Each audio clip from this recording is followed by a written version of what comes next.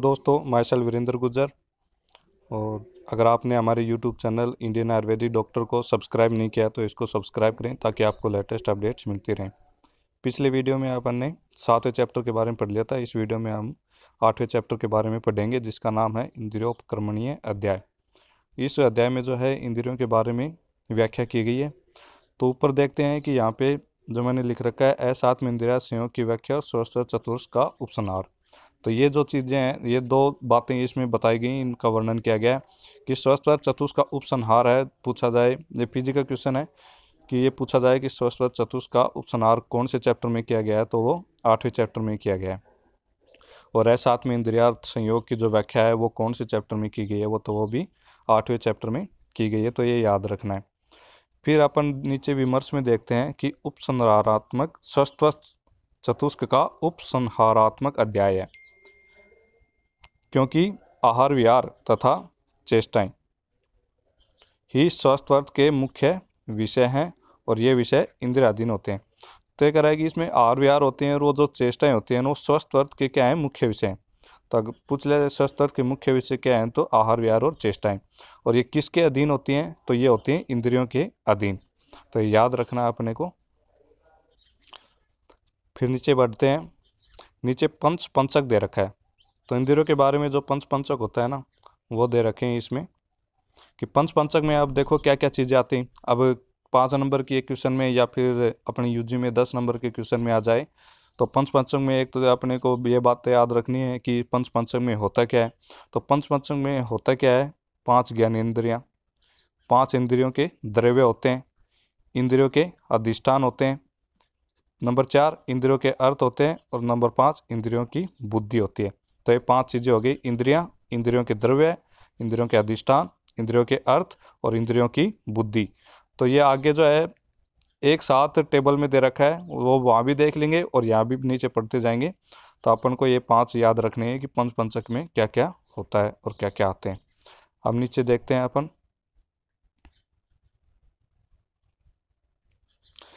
फिर यहाँ पे कोटेश इसमें विमर्श में दे रखा है कोटेशन नंबर 4 के कि मन को जो है अतीन्द्रिय कहा गया है। तो अतीन्द्रिय मतलब इंद्रियों से बढ़ के, तो किसको कहा गया है, मन को कहा गया है। अब अतीन्द्रिय शब्द के ये कह रहा है कि यहाँ पे है ना 2 अर्थ लिए जा सकते हैं, 2 अर्थ होते हैं। कौन कौन से, नंबर 1 तो कि इंद्रियों का अतिक्रमण करके, इंद्रियों का अतिक्रमण कर रहा है, या फिर दूसरा लिया जा सकता है कि इंद्रियों से अतिरिक्त, मतलब इसमें है ना इंद्रियों से अतिरिक्त कुछ गुण होते हैं, तो वो बता रहा है। तो मन को अतीन्द्रिय कहा गया है। तो 2 नंबर क्वेश्चन याद रखना कि अतीन्द्रिय किसको कहा गया है, तो मन को। तो और अतीन्द्रिय के कौन कौन से अर्थ हो सकते हैं वो भी देखने हैं कि इंद्रियों का अतिक्रमण करके और इंद्रियों से अतिरिक्त। अब अपन नीचे बढ़ते हैं। अब कोटेशन नंबर 5 में देखते हैं, मन एक है अनेक नहीं। यह अपन ने पहले भी पढ़ लिया होगा फर्स्ट ईयर में, मन के गुण। तो मन के गुण जो होते हैं, 2 नंबर क्वेश्चन में आ जाए कि मन के गुण कितने होते हैं। तो मन के गुण जो 2 होते हैं, कौन कौन से, एक तो एकत्व और एक अणुत्व। मतलब मन एकत्व मतलब मन जो है एक ही होता है और अणुत्व मतलब बहुत सूक्ष्म होता है। अब नीचे इसके बारे में देखते हैं। एक पुरुष में सत्व यद्यपि अपने चिंते हुए आदि भिन्न भिन्न विषयों से, चक्षु आदि इंद्रियों के नाना रूप आदि विषयों से, संकल्पों से तथा सत्व रज और तम इन गुणों से अनेक सा दिखाई देता है।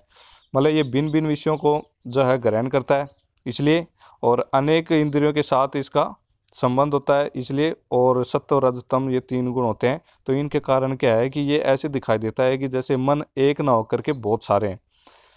फिर आगे, तथापि वह तात्विक दृष्टि से एक ही है, लेकिन वो होता क्या है, एक ही होता है और अणु, क्योंकि अणु और एक होने से वह समय में अनेक विषयों को एक साथ नहीं ग्रहण करता।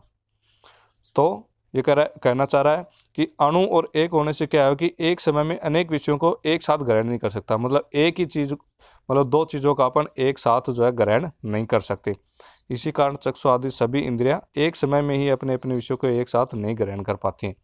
तो इसलिए जो इंद्रियां होती हैं वो एक समय में एक ही वस्तु को ग्रहण कर सकती हैं।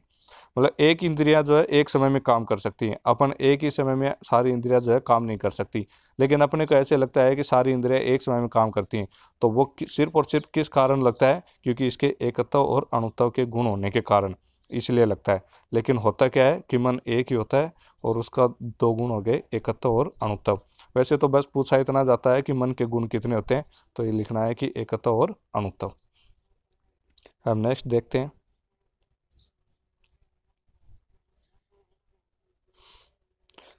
फिर यहाँ पे ये बस यहाँ पे कोटेशन नंबर 6 के विमर्श में ये इतना अंडरलाइन कर रखा है, यही ध्यान रखना है कि मन जो है त्रिगुणात्मक होता है।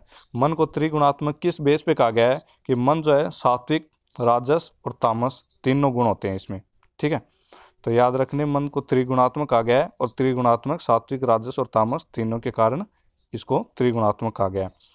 अब जो अपन नीचे देखते हैं 7 नंबर कोटेशन में, इंद्रियों के विषय ग्रहण की प्रक्रिया, कि अपन जो इंद्रियां हैं जो विषय ग्रहण करती है तो वो किस तरह से जो है ग्रहण करती है, उसकी प्रक्रिया क्या है, किस तरह से ग्रहण करती है।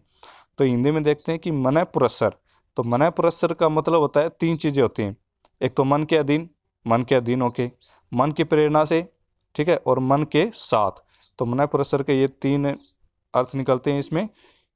फिर ये कह रहा है कि मन पुरस्सर इंद्रियां अपने अपने विषयों को ग्रहण करने में समर्थ होती हैं। तो मन पुरस्सर से जो है इंद्रियां अपने अपने विषयों को ग्रहण करने में क्या होती हैं, समर्थ होती हैं। ये विषय ग्रहण की प्रक्रिया है कि या तो मन के अधीन होकर इंद्रियां जो है विषयों को ग्रहण करेंगी, या फिर मन की प्रेरणा से विषयों को ग्रहण करेंगी, या फिर मन के साथ जो है विषयों को ग्रहण करती हैं। तो इस प्रकार ये क्या होगी, इंद्रियों का अपने विषय ग्रहण की प्रक्रिया होगी। फिर विमर्श में देखना यहाँ नीचे कि मन का लक्षण जो है सारे स्थान में बताया गया है। तो इंद्रियों के विषय ग्रहण की प्रक्रिया तो 8वें चैप्टर में बताई गई है, लेकिन मन का लक्षण मतलब मन की परिभाषा जो है वो ये सारे स्थान में जो है वहाँ पे बताई गई है। तो सारे स्थान पढ़ेंगे अपन, तो वहाँ पे देखेंगे कि मन की जो परिभाषा बताई गई है। अब अपन नीचे बढ़ते हैं। फिर अपन ने पंचक देख लिया था, तो पहला उसमें आता है ज्ञानेंद्रिया, कि 5 ज्ञानेंद्रिया जो है वो कौन कौन सी होती हैं। तो 5 ज्ञानेंद्रिया कौन सी होती हैं, चक्षु, श्रोत्र, घ्राण, रसन और स्पर्शन। ये इसी प्रकार से याद रखनी। ये मत बोल देना कि आँख होती है, कान होते हैं, कान आँख वगैरह ये तो क्या होती हैं, ये इसके अधिष्ठान होते हैं, ठीक है। तो अपने को इंद्रियां जो है याद रखनी है वो इसी प्रकार से याद रखनी, चक्षु, श्रोत्र, घ्राण, रसन और स्पर्शन। तो ये जो है 5 इंद्रियां होगी। अब आगे नेक्स्ट देखते हैं अगले कोटेशन में। फिर यहाँ पे ज्ञानेंद्रियों के जो है 5 द्रव्य बताए गए हैं। तो 5 द्रव्य कौन कौन से होते हैं, आकाश, आकाश किसको बोलते हैं, ख, ख को आकाश भी बोलते हैं। तो आकाश हो गया, वायु हो गया, अग्नि, जल और पृथ्वी। तो ये क्या हो गए, 5 द्रव्य हो गए इंद्रियों के। जैसे कि आकाश किसका होता है, ठीक है, वायु, ये अग्नि हो गया, जल, पृथ्वी, ये 5 ज्ञानेंद्रियों के क्या हो गए, द्रव्य हो गए। तो ये याद रखने हैं कि ज्ञानेंद्रियों के जो है 5 द्रव्य कौन कौन से होते हैं। फिर नेक्स्ट कोटेशन देखते हैं। अब यहाँ पे जो है बता रखा है ज्ञानेंद्रियों के 5 अधिष्ठान। 5 ज्ञानेंद्रिय हैं तो इनके 5 अधिष्ठान हैं। तो 5 अधिष्ठान जो है वो कौन कौन से होते हैं, मतलब जिनमें ज्ञानेंद्रियाँ रहती हैं। तो चक्षु, चक्षु जो है वो नेत्र, तो दोनों नेत्र हो गए, ठीक है। फिर श्रोत्र किसमें रहती है, कान, दोनों कान हो गए। फिर घ्राण किसमें रहती है, दोनों नाक हो गए। रसन कहाँ रहता है, जीवा होगी। और स्पर्शन कहाँ होता है, त्वचा होगी। तो ये जो है अधिष्ठान। तो इंद्रियां पूछी जाए तो चक्षु, श्रोत्र, घ्राण, स्पर्शन, रसन वो लिखने हैं। और अगर अधिष्ठान पूछे जाए तो फिर नेत्र, कान, नाक, जीवा और त्वचा ये लिखनी है। तो इस प्रकार से दोनों में थोड़ा डिफरेंस याद रखना, क्योंकि अपन को क्या है कई बार करते हैं कि जो इंद्रियां पूछ लेते हैं तो अपन कान, नाक वगैरह ये करके आ जाते हैं, और वो क्या है कि अपना गलत हो जाता है, क्योंकि ये अधिष्ठान होते हैं न कि इंद्रियां होती हैं। अब नेक्स्ट कोटेशन देखते हैं। तो यहाँ पे ज्ञानेंद्रियों के जो है 5 अर्थ बताए गए हैं कि कौन कौन सी ज्ञानेंद्रिय कौन कौन से अर्थों को ग्रहण करती है, मतलब कौन कौन से उसके विषय होते हैं, अर्थ होते हैं।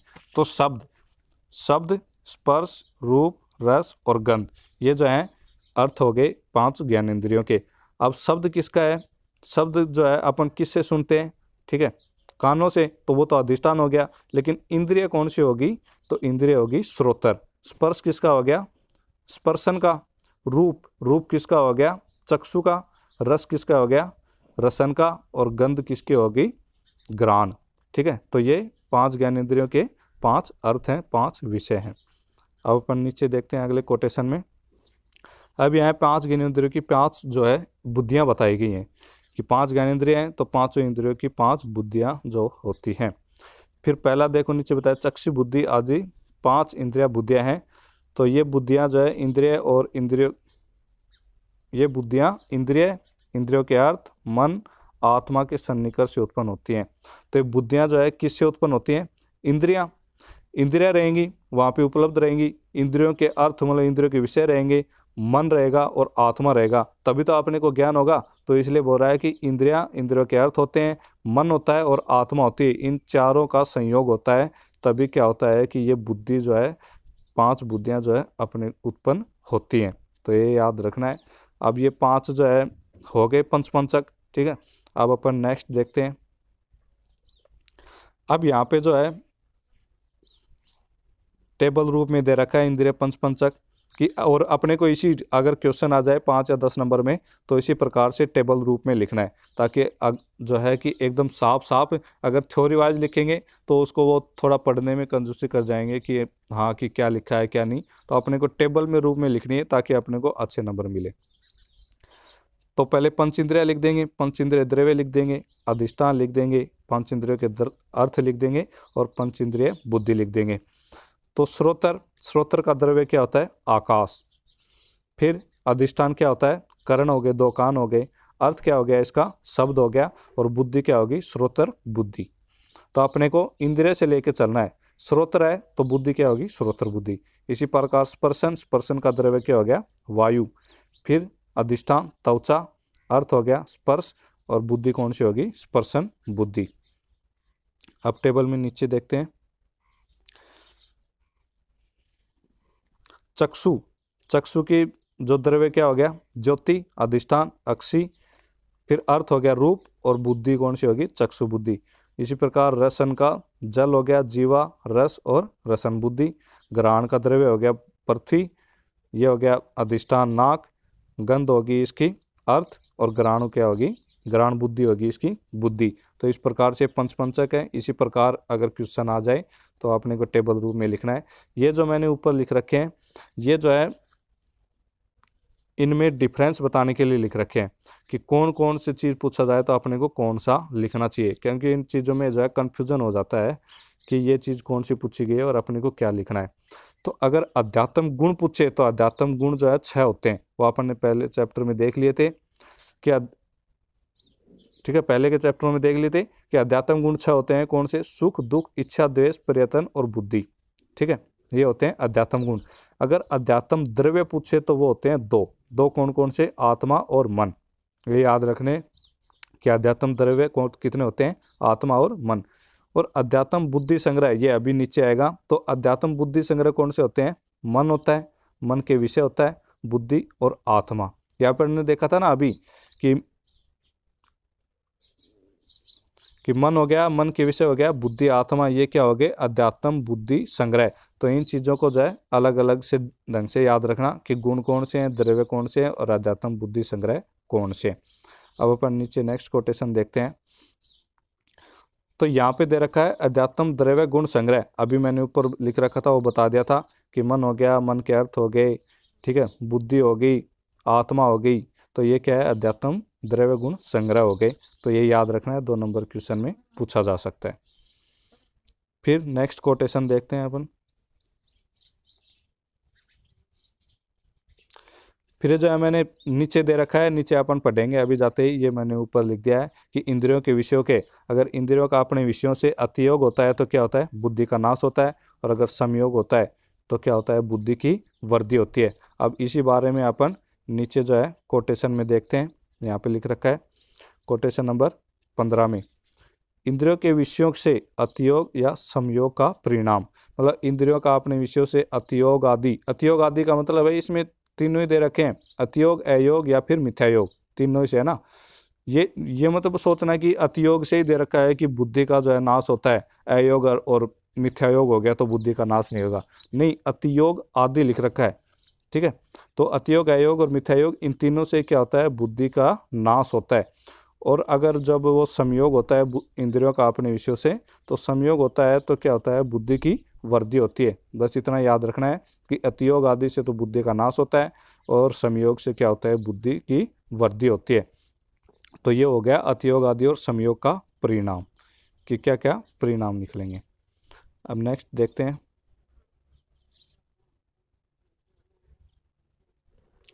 अब यहाँ पे जो है सद्वर्त का वर्णन कर रखा है, तो आपने को ये याद रखना है कि सद्वर्त का वर्णन जो है कौन से चैप्टर में किया गया है, तो वो है 8वें चैप्टर इंद्रियोपकर्मणीय अध्याय में किया गया है। ये यहाँ तो नहीं, लेकिन पीजी के क्वेश्चन में पूछ लिया जाता है, ठीक है, कि इन सद्वर्त का वर्णन कहाँ किया गया है, तो ये याद रखना है। फिर यहाँ पे जो है लाभ दे रखे हैं सद्वर्त के, कि सद्वर्त से जो है सद्वर्त का पालन करते हैं तो उसे क्या क्या लाभ होते हैं। तो यहाँ पे जो है 2 ही लाभ दिए गए, मैंने यहाँ पे इनको लिख दिया ताकि अपने को अच्छे से याद रहें। यहाँ पे देखो नीचे दे रखा है, इसका पालन करने से आरोग्य और इंद्रियों पर विजय, इस अर्थ द्रव्य को मनुष्य प्राप्त करता है। तो अर्थ द्रव्य पूछा जाए तो भी याद रखना कि अर्थ द्रव्य क्या होते हैं, आरोग्य और इंद्रियों पर विजय, ठीक है। फिर अपन ने एक अर्थ चतुष्टय देखा था, जो पहला चैप्टर था फर्स्ट चैप्टर, उसमें अर्थ चतुष्टय देखा था कि ज्ञान, लाभ, विचार और सत्ता, और यहाँ पे क्या है, अर्थ द्रव्य है, आरोग्य और इंद्रियों पर विजय। तो सद्वर्त के से लाभ क्या होता है, आरोग्य की प्राप्ति होती है, और इंद्रियों पर क्या होता है, विजय होता है। तो ये अब सद्वर्त का लाभ पूछे तो भी ये लिखना है, और अर्थ द्रव्य पूछे तो भी क्या लिखना है, यही लिखना है। हम नेक्स्ट देखते हैं।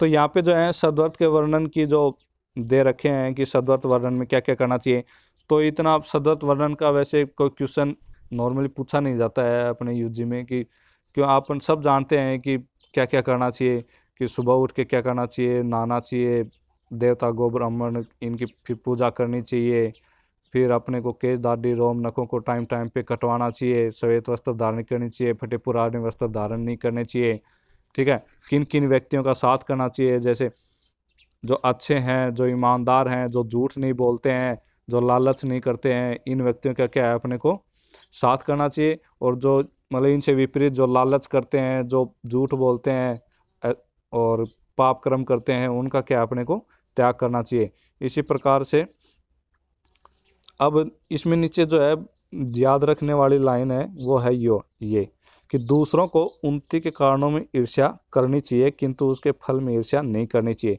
तो ये कह रहा है कि दूसरे को ये चीज़ कैसे मिल गई, ठीक है, उसको फल ये कैसे मिल गया और क्यों मिल गया, ये नहीं, इस कारण में, मतलब उसको जो फल मिला है ना, उसमें ईर्ष्या नहीं करनी चाहिए। वो अपने को ईर्ष्या करनी चाहिए कि उसने कौन सा कर्म किया था, ठीक है, उसने कौन सी चेष्टा की थी, उसने कौन सा कर्म किया था कि उसके कारण ये फल मिला, ताकि मैं भी है वही चेष्टा करूं, वही कर्म करूं, ताकि मेरे को भी ये फल मिले। तो फल में ईर्ष्या न करके उसके कारणों में ईर्ष्या करनी चाहिए। तो अपन आगे देखते हैं। तो ये सद्वर्त वर्णन में तो ये आराम से लिख दोगे क्या क्या करनी चाहिए, क्या नहीं करनी चाहिए, ठीक है, किसके साथ रहना चाहिए, किसके साथ नहीं रहना चाहिए, कहाँ रहना चाहिए, मतलब जैसे मकान वगैरह बनाते हैं या फिर अपन शयन वगैरह करते हैं, तो ये कि शमशान में जहाँ पे हड्डियाँ पड़ी हों, या फिर जहाँ पे बहुत सारे मिट्टी के ढेले वगैरह जो पड़े हों, ठीक है, और अंगारे पड़े हों, तो ऐसी मिट्टी में जो है शयन नहीं करना चाहिए या फिर वहाँ नहीं रहना चाहिए। तो इस प्रकार की बातें जो हैं इनमें बताई गई हैं।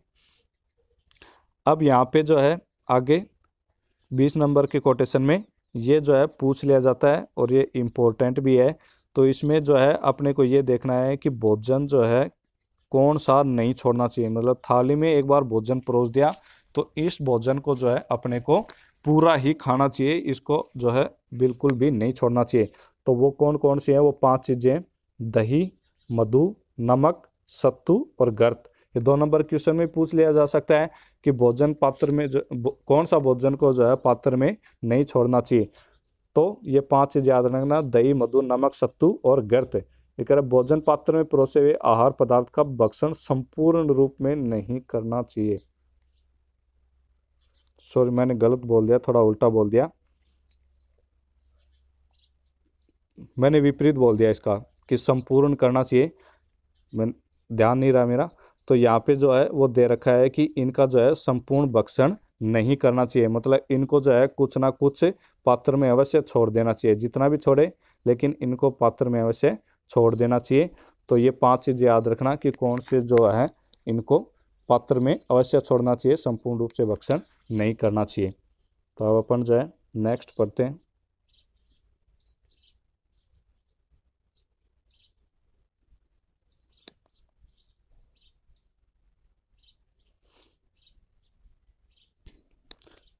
फिर इन्हीं में से कुछ इंपॉर्टेंट चार्ट के मैंने ऊपर लिख रखे हैं कि संध्या समय न करें, कि संध्या के समय, शाम के समय जो है कौन कौन सी चीज़ें नहीं करनी चाहिए। तो उसकी ट्रिक बना रखी है BAMS में मार्गगमन, ठीक है। तो ये जो है संध्या के समय नहीं करना चाहिए। तो ये 2 नंबर क्वेश्चन में पूछा जा सकता है कि संध्या के समय कौन कौन सी चीज़ें नहीं करनी चाहिए। तो वो अपने को यही चीज़ें लिखनी है कि संध्या के समय न करें। तो BAMS में मार्गगमन, B से क्या हो गया भोजन, A से अध्ययन, M से मैथुन और S से शयन, और लास्ट क्या हो गया मार्ग गमन। मतलब बोलते हैं ना कि शाम के समय कहीं भी जो है जाना नहीं चाहिए, मतलब कि दूसरे घर में या दूसरे घर में, मतलब है कि अपने जो है गांव वगैरह को छोड़ के कहीं मतलब ट्रैवल नहीं करना चाहिए, ऐसे बोलते हैं। तो ये जो चीज़ें हैं ये अपने को संध्या के समय नहीं करनी चाहिए, इनका त्याग करना चाहिए। तो ये याद रखना है। अब अपन नेक्स्ट देखते हैं।